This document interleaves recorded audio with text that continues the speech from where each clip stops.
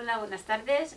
Nos encontramos esta vez en Pivotal, un escenario diferente al que habitualmente nos encontramos y solemos hacer las entrevistas.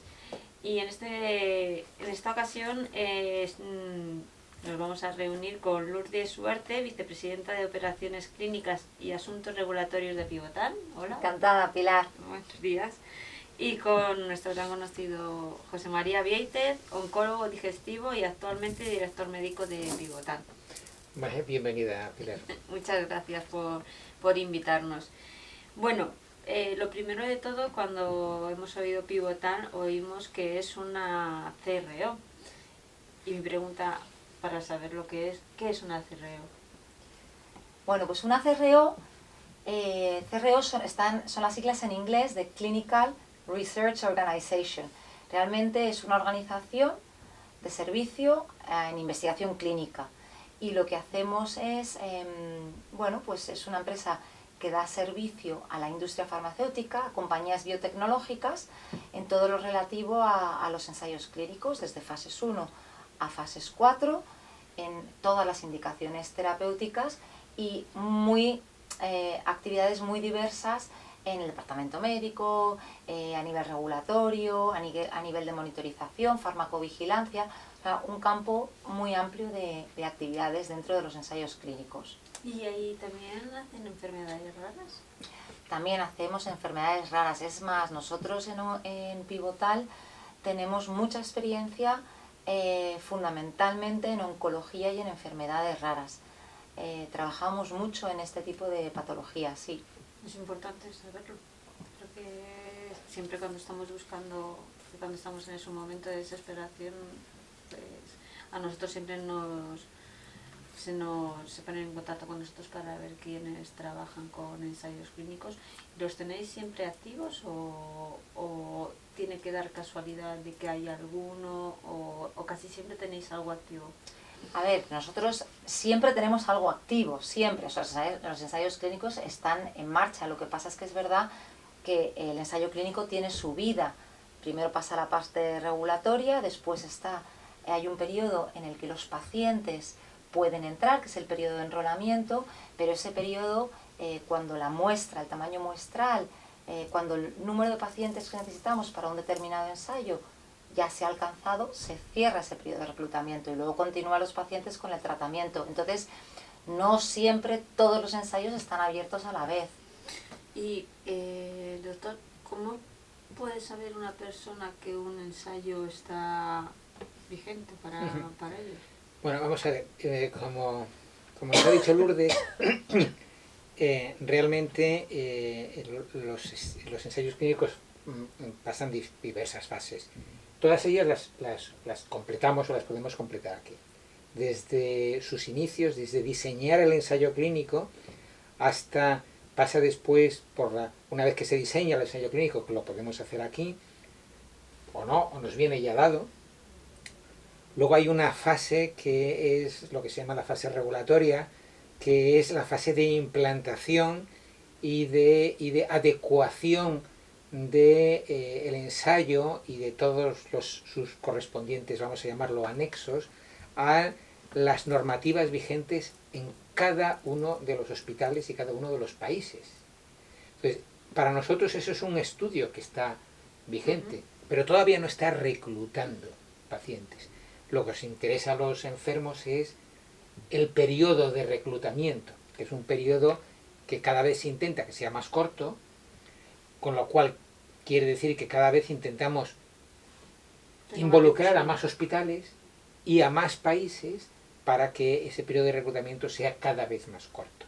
Y cada vez se reclutan más países y más hospitales porque al final cada vez tenemos más enfermedades, comillas, raras. Es decir, hay tumores, que estamos buscando tumores que son muy frecuentes, pero estamos encontrando medicamentos para un subgrupo muy raro de ese tumor, como si fuera un tipo distinto de enfermedad. Entonces al final acaban siendo raros. En muchos tumores, tener lo que se llama una inestabilidad de microsatélites, pues cambia el panorama completamente y es una frecuencia muy bajita, y al final acaba siendo un tumor raro también, aunque la familia global sea muy grande, ¿no? Entonces, ¿cómo podemos saber? Y esto se va abriendo y cerrando con una agilidad pasmosa. ¿Cómo podemos saber si un ensayo está abierto o no? Hay un par de páginas que son interesantes, que es una es la página americana de ensayos clínicos. Se llama página americana, pero realmente coge ensayos prácticamente de todo el mundo. Y lo otro es la página europea. En estos dos es de acceso libre, es decir, que uno busca, pone en un buscador de internet ensayos clínicos en USA, sería clinicaltrials.gov, y ahí aparece la página y uno se puede meter perfectamente, y si busca EMA, European Medical Agency, ensayos clínicos, también aparece la página y también puede entrar. El problema es que muchas de las informaciones que allí se vierten son informaciones muy técnicas, porque no está especialmente dirigido hacia los pacientes, ¿no? Hombre, estas páginas están accesibles a los pacientes, a los médicos, y si alguien, lo más aconsejable es que si alguien ya está en una situación, hay ensayos clínicos de todo, ¿eh? Por ejemplo, había hablado Lourdes, fases 1. Fases 1 es lo que a veces llamamos first in human, la primera vez en seres humanos, y tenemos muchos datos en el laboratorio, tenemos muchísimos datos en los animales, esto parece que funciona, pero todavía no lo hemos probado en las personas. Entonces, estos aparecen y desaparecen así. Y muchas veces, efectivamente, son útiles, y entonces ya pasan de la fase 1 a la fase 2. ¿Cuándo están en fases 1? ¿Cuándo están en fases 2? El que mejor puede, digamos, digerir la información que aparece en estas páginas son los oncólogos, porque son los que tienen el conocimiento necesario para poder entender lo que es superficial, lo que es fundamental, lo que se puede adaptar al paciente y lo que no se puede adaptar al paciente, y qué necesita el paciente para ver si él encaja en ese ensayo. ¿Y los oncólogos de todos los hospitales de España tienen acceso a esos? Sí, sí. Lo que ocurre es que muchas veces lo que buscan los ensayos son unos perfiles genéticos determinados. Y esos perfiles genéticos determinados, como no es obligatorio hacerlos si no se tiene una droga para ese perfil, es decir, que estamos en ensayos clínicos, pues esos análisis a lo mejor no se conocen.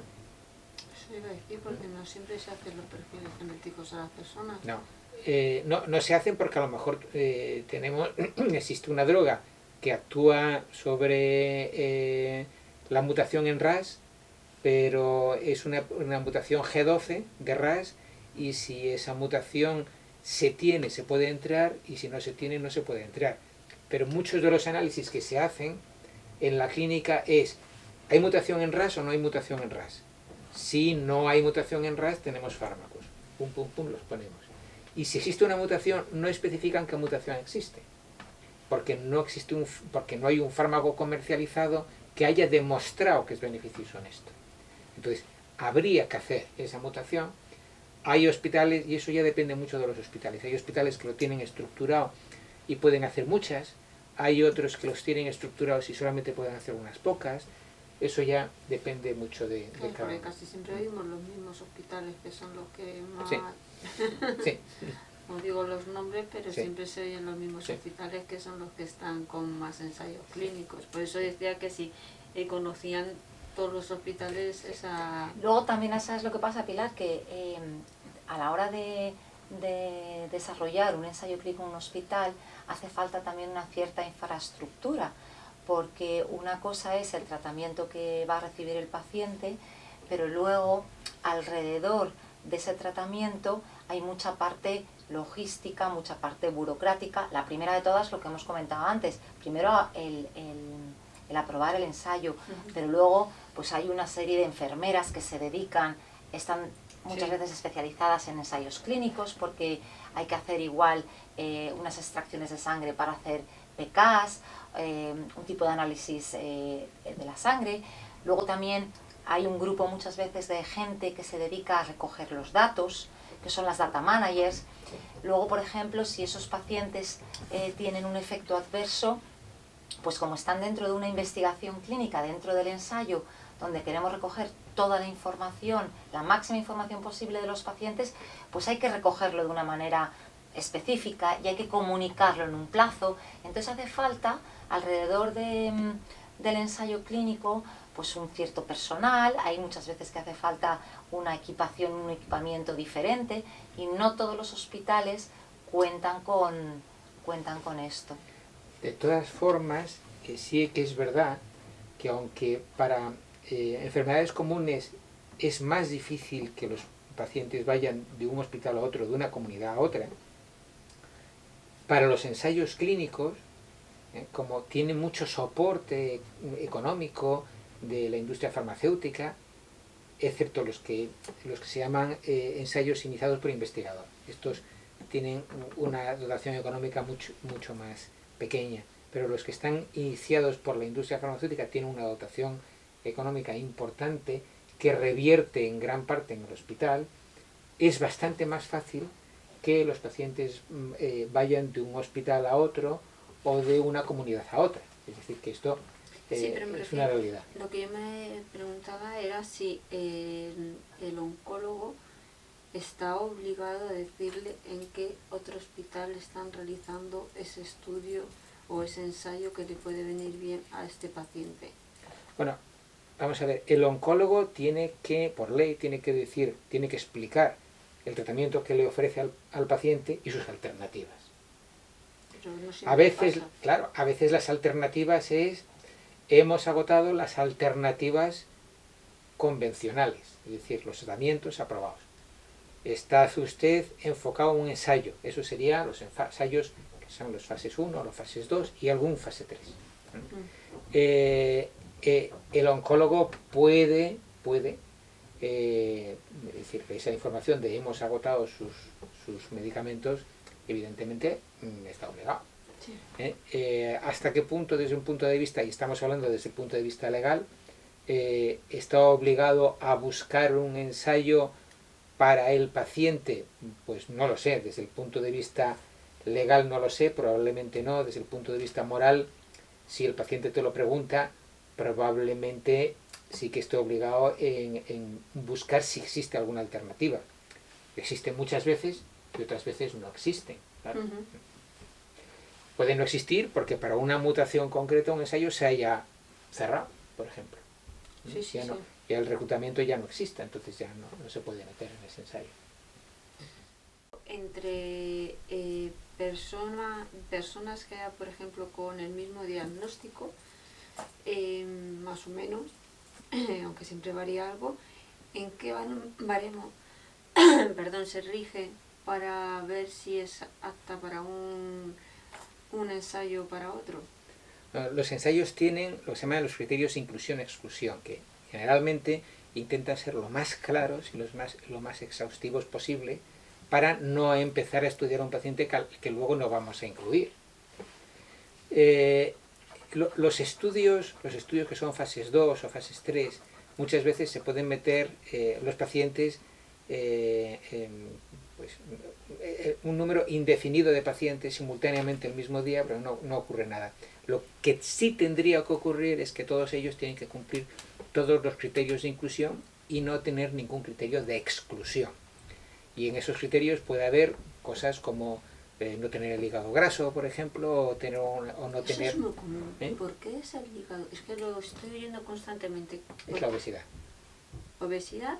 ¿O puede ser dado a medicamentos? Podría ser también los medicamentos, por ejemplo, uno muy famoso, que puede producir un tipo de hígado graso, pues es el oxaliplatino, por ejemplo, pero hay otros medicamentos que pueden producir hígado graso, pero la mayor parte de los hígados grasos que tenemos hoy en el mundo es por obesidad.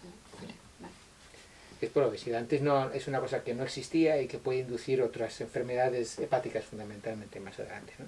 Pero bueno, son requisitos que tienen el protocolo para poder entrar. Antes, por ejemplo, la edad era un impedimento. A partir de los 70 o 75 años no se dejaban meter pacientes. Ahora se meten pacientes con la edad que sea.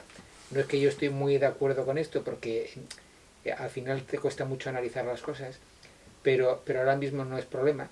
Generalmente siempre tienen que ser mayores de 18 años. Generalmente tienen que tener unas pruebas de función hepática, renales y lo que llamamos hematológicas, o sea, de función de la médula ósea más o menos buenas para poder entrar, y si no las tuvieran, pues no puede entrar en el estudio. Y luego, si yo quiero reclutar a un paciente para un estudio en fase 1, generalmente yo tengo que esperar, como en una fase 1 lo que se va es subiendo la dosis, se meten 3 pacientes, se espera un periodo de tiempo, se comprueba que no tiene toxicidad y puedo meter otros 3.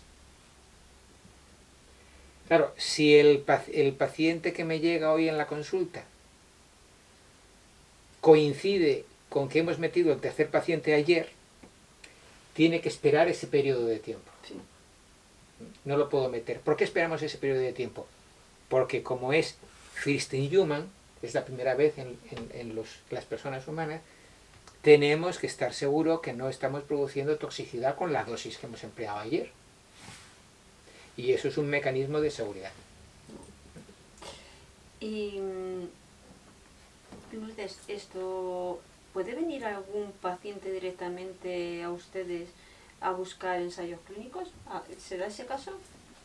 Normalmente no, normalmente los pacientes van siempre a su médico y no van a una empresa como somos nosotros, porque nosotros realmente apoyamos más directamente a la industria y a los investigadores, a los propios oncólogos.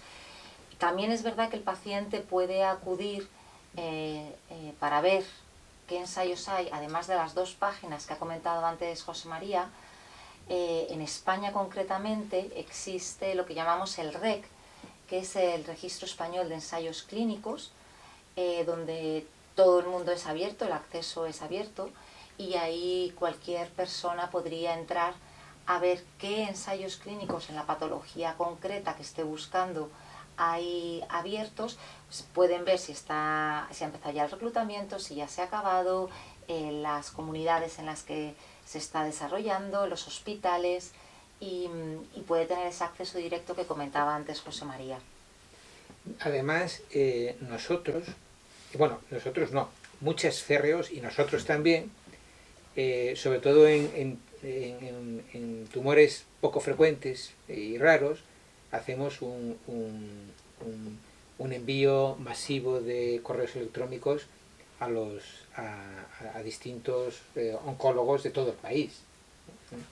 A veces lo hacemos solamente en España, otras veces lo hacemos también en países extranjeros para mantenerlos, para realmente resaltar que existe, o poner en su conocimiento que existe ese ensayo, y les proporcionamos el correo electrónico de uno de nuestros médicos para que, respetando la confidencialidad, ellos digan: tengo un paciente que tiene estas características, ¿podría entrar o no podría entrar? ¿A qué centro hospitalario podría enviarlo o no podría enviarlo? ¿Y se mandarían esos estudios, los mandan igual tanto a hospitales públicos como privados? Sí, sí. ¿A todos? Sí, a todos. Y hay hospitales privados que tienen unas unidades de ensayos clínicos muy interesantes, y nosotros contamos con ellos para muchísimos ensayos. Claro. Y puede ser que haya estoy darle mucha vuelta, pero puede ser que algún ensayo se dé más en un privado que en un público. Yo creo que el centro que en España tiene más ensayos clínicos en este momento es uno público, catalán, y muy bien situado está alguno privado madrileño.